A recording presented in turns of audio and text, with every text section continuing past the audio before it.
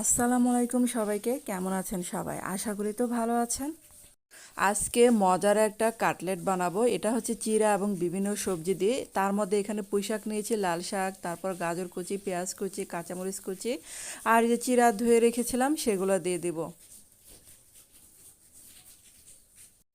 একে একে সব উপকরণগুলোই আমি দিয়ে দিব। এখন দিলাম হাফ কাপ চালের গুঁড়া, তারপর সামান্য হলুদের গুঁড়া আর মরিচের গুঁড়া দিলাম। এখন এই যে স্বাদ মতো লবণ দিয়ে ভালো করে মাখিয়ে নিতে হবে।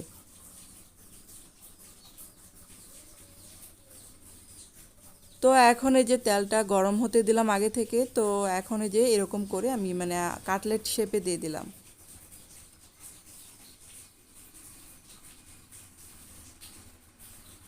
তো অনেক মজার এবং হেলদি এই রেসিপিটা, অবশ্যই আপনারা বাচ্চাদেরকে বা বড়দেরকে বানিয়ে দিতে পারেন বিকালে। ধন্যবাদ সবাইকে।